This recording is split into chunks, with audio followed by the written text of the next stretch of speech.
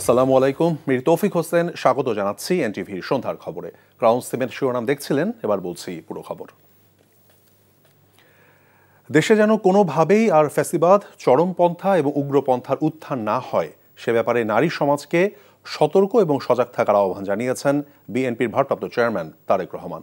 শহীদদের আত্মত্যাগের প্রতি সম্মান জানাতে সবাইকে ঐক্যবদ্ধ থাকার তাগিদও দিয়েছেন তিনি। ফ্যাসিবাদ বিরোধী আন্দোলনে নারীদের অবদান শীর্ষক আলোচনায় এসব বলেছেন তারেক রহমান। ইমরুল হাসানের রিপোর্ট। মুক্তিযুদ্ধ থেকে ২৪-এর গণ অভ্যুত্থান, দেশের প্রতিটি আন্দোলন সংগ্রামে সাধারণ মানুষের সাথে কাঁধে কাঁধ মিলিয়ে লড়াই করেছে নারী সমাজ। গত ১.৫ দশকে ফ্যাসিবাদ বিরোধী আন্দোলনে উল্লেখযোগ্য ভূমিকা রেখেছে নারীরা। জুলাই অভ্যুত্থানে শহীদ হন ১০ নারী। তাদের অবদান স্মরণ করতে আলোচনার আয়োজন করে জাতীয়তাবাদী মহিলা দল। সম্মাননা জানানো হয় অনেককে। লন্ডন থেকে ভার্চুয়ালি যুক্ত হয়ে তারেক রহমান বলেন, নারীদের বাদ রেখে সমৃদ্ধ দেশ গড়া সম্ভব নয়। রাজনীতির মূল ধারার বাইরে রেখে কখনোই আমরা নিরাপদ বাংলাদেশ গঠন করতে পারবো না। নিরাপদ বাংলাদেশ গঠন করা সম্ভব নয়। নারী শক্তিকে কর্ম পরিকল্পনার বাইরে রেখে কখনোই কোনো রাষ্ট্রই, শুধু বাংলাদেশ নয়, কোনো রাষ্ট্রই এগিয়ে যেতে পারে না। জুলাই অভ্যুত্থান মানবিক দেশ গড়ার সুযোগ তৈরি করে দিয়েছে উল্লেখ করে বিএনপির ভারপ্রাপ্ত চেয়ারম্যান বলেন, নতুন বাংলাদেশ বিনির্মাণ যেন সঠিক পথে থাকে সে বিষয়ে নারীদের ভূমিকা রাখতে হবে। আগামী জাতীয় নির্বাচন দেশের প্রতিটি নাগরিকের জন্য অত্যন্ত গুরুত্বপূর্ণ। দেশে যাতে আর কোনোভাবেই আর কোনোদিন ফ্যাসিবাদ, উগ্রবাদ, চরমপন্থা মাথা চাড়া দিয়ে উঠতে না পারে, এই ব্যাপারে বিশেষ করে নারী সমাজকে অত্যন্ত সতর্ক এবং সজাগ থাকতে হবে। এবং সতর্ক এবং সজাগ থাকার জন্য আমি সমগ্র বাংলাদেশের মা বোনদেরকে আহ্বান জানাই। সবার জন্য একটি নিরাপদ, একটি গণতান্ত্রিক মানবিক বাংলাদেশ প্রতিষ্ঠার চলমান অভিযাত্রায় অতীতের মতো আগামী দিনেও আমরা আমাদের মা বোনদের সক্রিয় অংশগ্রহণ এবং সমর্থন আশা করি দৃঢ়ভাবে। শহীদদের আত্মত্যাগের মর্যাদা দিতে সবাইকে ঐক্যবদ্ধ থাকার আহ্বানও জানান তিনি। গণতান্ত্রিক আমি জনগণকে আবারও আহ্বান জানিয়ে বলতে চাই, নারী, পুরুষ, শিশু, ধর্ম, বর্ণ নির্বিশেষে সবার জন্য শহীদদের কাঙ্ক্ষিত একটি ইনসাফ ভিত্তিক গণতান্ত্রিক নিরাপদ বাংলাদেশ প্রতিষ্ঠার মাধ্যমে শহীদদের আত্মত্যাগের প্রতি সম্মান জানানোর জন্য আমরা ঐক্যবদ্ধ থাকি। তারেক রহমান বলেন, বিএনপি ক্ষমতায় গেলে পরিবারের নারী সদস্যের নামে ইস্যু করা হবে family card. Imrul Hasan, NTV news, Dhaka. ক্ষমতার অপব্যবহার করে পূর্বাঞ্চলে প্লট বরাদ্দ নেওয়ায় ভারতে পালিয়ে যাওয়া সাবেক প্রধানমন্ত্রী শেখ হাসিনা, তার ছেলে সজীব ওয়াজেদ জয় এবং মেয়ে সাইমা ওয়াজেদ পুতুল ও বোন শেখ রেহানা সহ ২৭ জনের বিচার শুরু হয়েছে। ঢাকার বিশেষ জজ আদালতের বিচারক মোহাম্মদ আবদুল্লাহ আল মামুন তাদের বিরুদ্ধে অভিযোগ গঠন করেন। নাজিবুর রহমানের রিপোর্ট। ক্ষমতার দাপটে অন্ধ স্বৈরাচার শেখ হাসিনা দলীয় কর্মী আর সমর্থক সহ নিজ পরিবারের সবার নামে বাগিয়ে নেন ১৫০০রও বেশি প্লট। গত বছর অক্টোবরে এমন প্রতিবেদন প্রকাশ করে এনটিভি, যেখানে উঠে আসে শেখ হাসিনার পরিবারের সবাই পূর্বাচল নতুন শহর প্রকল্পের ১০ কাঠা প্লট বরাদ্দ নিয়েছিল কোনো নিয়ম নীতির তোয়াক্কা না করেই।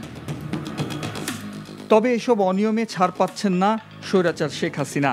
পূর্বাচল নতুন শহর প্রকল্পে ৩০ কাঠা প্লট বরাদ্দে জালিয়াতির ঘটনায় আলাদা ৩ মামলায় সাবেক প্রধানমন্ত্রী শেখ হাসিনা, তার ছেলে সজীব ওয়াজেদ জয়, মেয়ে সাইমা ওয়াজেদ পুতুল ও শেখ রেহানা সহ ২৭ আসামির বিরুদ্ধে অভিযোগ গঠনের শুনানি হয়। শেখ হাসিনা, জয় ও পুতুল পলাতক থাকায় তাদের বিরুদ্ধে গ্রেফতারি পরোয়ানা জারি করে আদালত। ৪০৯ হচ্ছে অপরাধজনক বিশ্বাসভঙ্গের মামলা। তিনি ছিলেন রাষ্ট্রের সরকারের সর্বোচ্চ পদাধিকার বলে তিনি সেইখানে নিয়ম বহির্ভূতভাবে এগুলো অর্জন করেছেন। সেই জন্যে মামলাটি দায়ের করা হয় এবং মামলায় প্রচুর ডকুমেন্ট চলে আসে আলামত হিসেবে। আমরা সেগুলো প্রমাণ করার চেষ্টা করব এবং আশা করি আমরা মামলাটিতে সফল হব। শেখ হাসিনা সহ আসামিদের বিরুদ্ধে সাক্ষ্য গ্রহণ আগামী ১১ আগস্ট আর শেখ রেহানা সহ অপর আসামিদের বিরুদ্ধে ১৩ আগস্ট শুনানির দিন ধার্য করেছে আদালত। Najibur Rahman, NTV news, Dhaka. July সনদকে আইনি ভিত্তি না দেয়া হলে অন্তর্বর্তী সরকার এবং জাতীয় ঐক্যমত্য কমিশনের বিরুদ্ধে মামলা করবে বলে জানিয়েছে জামায়াত। যদিও বিএনপি বলছে সনদের সব দলের সই করাটাই যথেষ্ট, যা আইনের ঊর্ধ্বে, অনেকটা সার্বভৌমত্বের কাছাকাছি। জাতীয় ঐকমত্য কমিশনের দ্বিতীয় দফার শেষ দিনের আলোচনায় বিরতিতে তারা এসব কথা বলেন। সংবিধানে এবং বিভিন্ন আইনে, বিভিন্ন বিধি বিধানে যেখানে যেখানে যা যা পরিবর্তন করতে হবে সেই বিষয়ে আমরা প্রতিশ্রুতি দিচ্ছি, সেটা আমরা প্রতিশ্রুতি দিচ্ছি, অঙ্গীকারবদ্ধ হচ্ছি। এর চাইতে বড় সম্মতি, জাতীয় সম্মতি, এটা তো আইনের ঊর্ধ্বে, এটা তো জনগণের অভিপ্রায়, এটা অনেকটা সার্বভৌম ব্যাপারের কাছাকাছি হয়ে গেল। তো এইটাকে যদি আমরা আইনি ভিত্তি না বলি কোনটাকে বলবো? বিএনপির স্ট্যান্ড হচ্ছে যে এটার কোনো আইনগত ভিত্তি নাই, আমরা ভালো মানুষ, আমরা ওয়াদা করব, অঙ্গীকার করব, এবং অঙ্গীকার ওয়াদা ভঙ্গ করার তো কোনো প্রশ্নই আসে না। আমরা এতই ভালো দলগুলো, আমাদের অতীত অভিজ্ঞতা কি এরকম? যদি এটা আইনি ভিত্তি না দেয় তাহলে এটি জিরো। এবং আমি বলেছি যে এটাকে আইনি ভিত্তি না দিলে যে জিরো হবে, সেই জন্য আমরা কমিশন এবং সরকারের বিরুদ্ধে কম্পেনসেট মামলা করব আমাদের সময় নষ্ট করার জন্য। কিছুদিনের মধ্যেই নির্বাচনের সময় সম্পর্কে ঘোষণা আসবে বলে জানিয়েছেন আইন উপদেষ্টা অধ্যাপক আসিফ নজরুল। আর আগামী 5 থেকে 6 দিন দেশের রাজনৈতিক বন্দোবস্তের জন্য গুরুত্বপূর্ণ সময় এবং প্রধান উপদেষ্টার ঘোষণা থেকে নির্বাচনের সময় একদিনও পেছাবে না বলে জানিয়েছেন প্রধান উপদেষ্টার প্রেস সচিব শফিকুল আলম। আজ সচিবালয়ে আলাদা অনুষ্ঠানে তারা এসব কথা বলেন। এখন পর্যন্ত রাজনৈতিক হয়রানিমূলক 15,000 মামলা প্রত্যাহারের সুপারিশ করা হয়েছে বলে জানান আইন উপদেষ্টা। রিপোর্ট করছেন রকনউদ্দিন। গেল এক বছরে আইন মন্ত্রণালয়ের কাজের অগ্রগতি তুলে ধরতে আয়োজন করা হয় এই সংবাদ সম্মেলন। এ সময় আইন উপদেষ্টা জানান, হয়রানিমূলক মামলা প্রত্যাহারে সুপারিশ করায় কয়েক লাখ মানুষ হয়রানি থেকে মুক্তি পেয়েছেন। আমরা এখন পর্যন্ত রাজনৈতিকভাবে হয়রানিমূলক 15,000-এরও বেশি মামলা প্রত্যাহারের সুপারিশ করেছি। এ কাজ চলমান রয়েছে। এছাড়া আমরা সাইবার আইনের অধীনে 408টি স্পিচ অফেন্স সংক্রান্ত মামলা, জুলাই আগস্ট গণ অভ্যুত্থানে অংশ নেওয়া ছাত্র জনতার বিরুদ্ধে দায়ের করা 752টি হয়রানিমূলক মামলা প্রত্যাহার করেছি।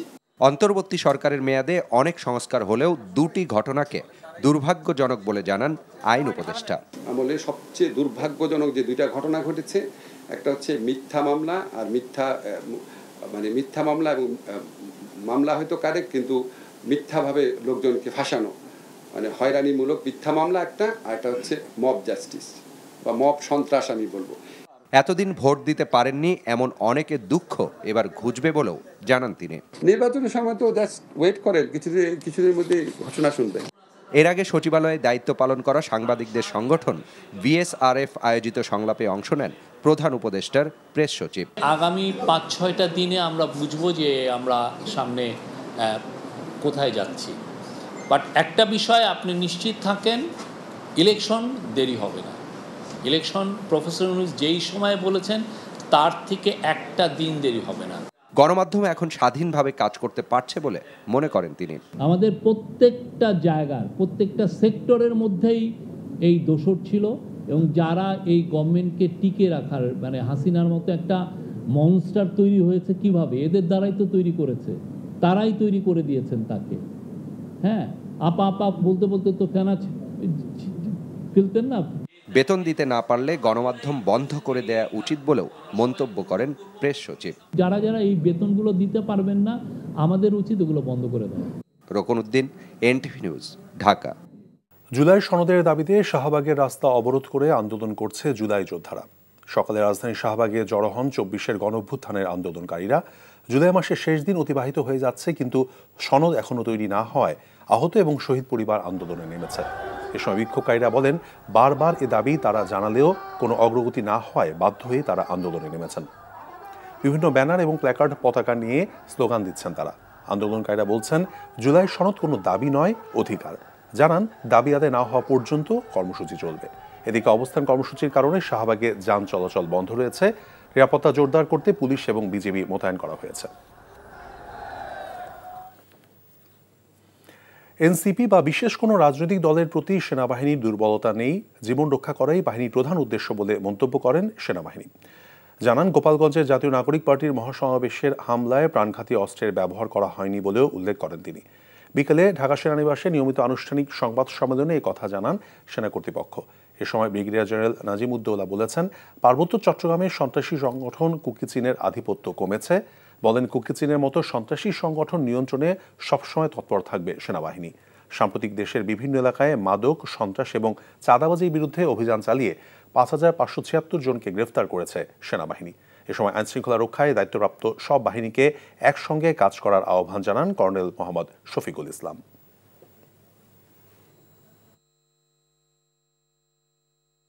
কর্নেল স্টাফ অলরেডি ক্লারিফাই করেছে যে কোনো দলকে নয়, কোনো ব্যক্তিকে নয়, বরঞ্চ যাদের জীবন হুমকির মধ্যে পড়েছিল আমরা সেটা বিবেচনা করেই তাদেরকে উদ্ধার করেছিলাম। ইতিপূর্বেও আমরা একই কাজ করেছি, কোনো দলকে উদ্দেশ্য করে নয়। কেএনএফ আরাকান আর্মির কাছ থেকে যদি কোনো অস্ত্র পেয়েও যায় এটাতে আমি অবাক হব না। বাট আশার বিষয় এটা হলো যে কেএনএফ কোনো অবস্থাতেই আধিপত্য বিস্তার করতে পারছে না। এ ছিল সন্ধ্যার খবরে। এই খবরের ভিডিও সহ আপডেট জানতে ভিজিট করুন এনটিভি অনলাইন www.ntvbd.com। এছাড়াও এনটিভির জনপ্রিয় সব অনুষ্ঠান এবং খবরের আপডেট জানতে ভিজিট করুন আমাদের ইউটিউব এবং ভেরিফাইড ফেসবুক পেজ। রাত 10:30টায় রাতের খবর দেখার আমন্ত্রণ রইল। ধন্যবাদ সবাই।